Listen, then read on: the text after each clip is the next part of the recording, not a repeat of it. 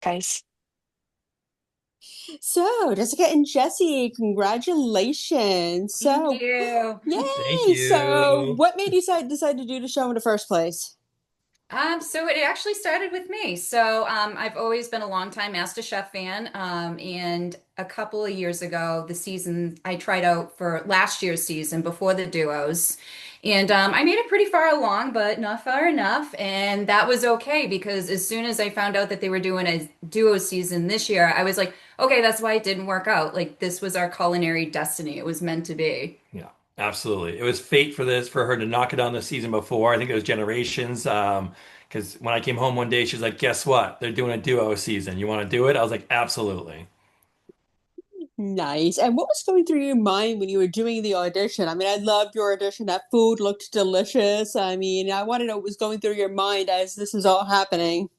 The actual audition. Yeah. Well, Yes. yeah, Mm-hmm. yeah. So we practiced this dish a million times, and we thought it looked beautiful. It was sexy. It was tasty. All the great things. And but Zach and Michelle were we knew right away before we even saw them cook, just from talking to them, that they knew what they were doing too. And when we heard their critique, we were worried. And there was a point where we actually thought that maybe both duos would get a an apron. Yeah. Like a surprise. You both did good enough. I think we even once they sent Zach and Michelle away with their aprons, we were sort of waiting for Gordon to be like, "Guess what? You too." So when that didn't happen, we were devastated. We were sad. We were upset. Yeah, it was It heartbreaking. was heartbreaking. Nice. And what was the biggest challenge for you doing this season as a whole? I mean, you guys did amazing every single season. Every dish looked delicious. So, what was the biggest challenge for you? I think being away from home was tough. Especially we have an amazing dog at our home that, is our everyday life. So that was tough. But also just, not knowing what the next challenge would be, not knowing, everyone was great in their own right, all the other contestants and cast. So like, you could have went home any day because you just messed up and just someone else was better. Yeah, I also think like we're all creatures of habit, so to be uprooted from your routine like that was it was challenging. So you were forced to constantly think on your feet and you had to rely on each other and there'd be one day where one person was having an off day and then the other person would lift each other up and I think that's what made us so strong as a duo. Absolutely. Nice. And what's one dish you really, really wanted to cook for everybody, but you didn't get a chance to cook? Pasta. Yeah, pasta. Pasta, yeah. Pasta, especially Jess makes amazing sauces and from scratch pasta. And actually, funny stories is our original dinner party dish was going to be a pasta dish, but we changed it last minute for whatever reason. Whatever the trajectory was what it was supposed to be, so it's fine. But pasta is definitely something we want to I do. did get to showcase the gnocchi in the finale though, which I was super excited for. Yeah. Yes, but isn't so much fun making gnocchi that my mom learned recently, a couple of years ago, and it's just like so much fun learning how to make it and making the Yes, little yes. pieces. A lot more cathartic when you make it from home versus in the MasterChef kitchen on a Yeah. time Yeah. constraint. Yeah. But yes, it's like it's so therapeutic to work with like doughs in general. Yeah. Oh, absolutely. Now, how do you make your fresh sauce? Do you make it from the tomatoes and then cook them down like that? Yes, for a tomato-based sauce, yes. Usually do like a pomodoro. We'll do like really good extra virgin olive oil, like the best quality, tons of garlic. Yeah. Cook that out. Calabrian chili because we love to bring the heat and Yeah. like that fermented funk from it. And Absolutely. then the best quality tomatoes have to be Joe approved San Marzano DOP. Amen to that. I love it. I love it. And what was through your mind during the finale? I mean, everything was so crazy and stressful, and you had two other people, teams rather, that you're competing against. So, what was going through your mind as it was all happening? Honestly, that was the one of the only cooks where we felt so zeroed in.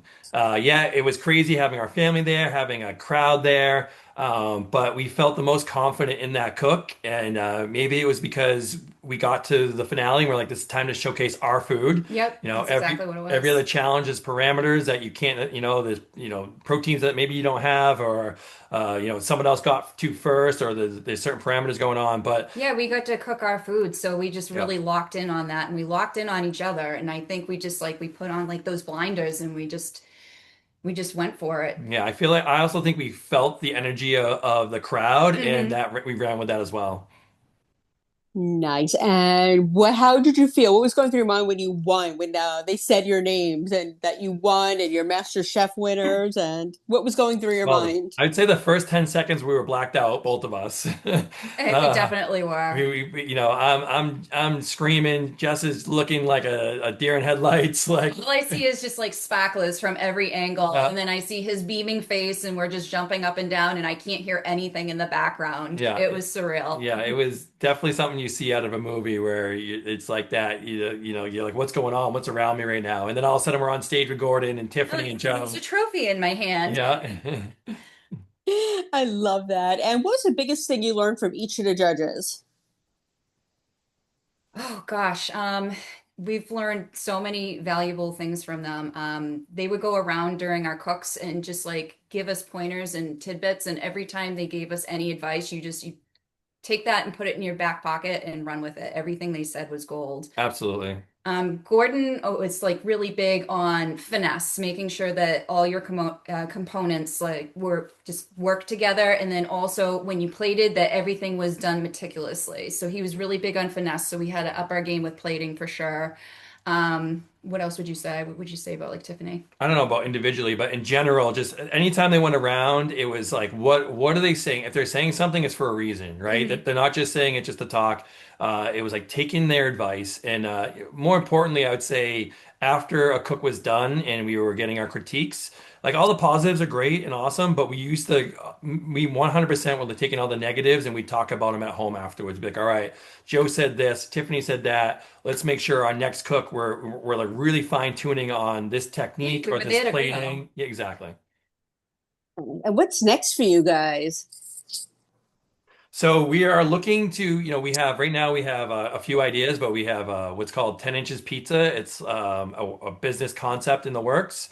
It's a South Shore bar pizza, which is pretty much known mostly on the South Shore of Massachusetts. It's like a buttery, crackery crust that has usually a cheddar mozzarella blend cooked in a 10 inches pizza. That's a 10-inch pan, hence the name 10 inches pizza.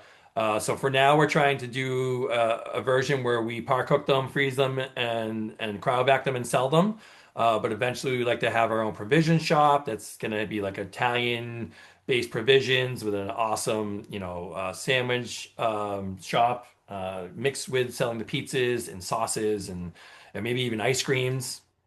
Yeah, and like also like family style meals where customers can come in and then they can pick up dinner right from our shop. Like you can come in for a sandwich for lunch and you can also pick up dinner for later. That is awesome. I'm gonna have to make a trip out there just so I can try this Yeah. food. It sounds delicious. I love to cook too, so this is amazing. Awesome. Yeah. So, what is one thing that you took away more than anything from this? Like, other than winning, what is the biggest thing you took away from this entire experience? I would say personally, believe in yourself. Believe in your capabilities and your abilities to do things. Imposter syndrome was a huge thing while we were out there, and that wasn't just us; that was all the other contestants as well. But like, believe in yourself and take chances, right? If we didn't take this chance, we wouldn't be where we are right now. And the fact that you can do anything and change your life at any time. We're both 42 years old and we took this giant leap of faith and we leaned on each other and supported each other throughout the process. And that absolutely helps to have an amazing partner that you can lean on throughout it. But anything is possible. You just have to go for it. Absolutely. Don't listen to the inner thoughts of the imposter syndrome. Do it. I love it. Well, you guys, it was such a pleasure to speak to you. Thank you so much, and I'm so super proud of you. Thank Thank you you. so much. It's a pleasure talking to Thanks. you. Like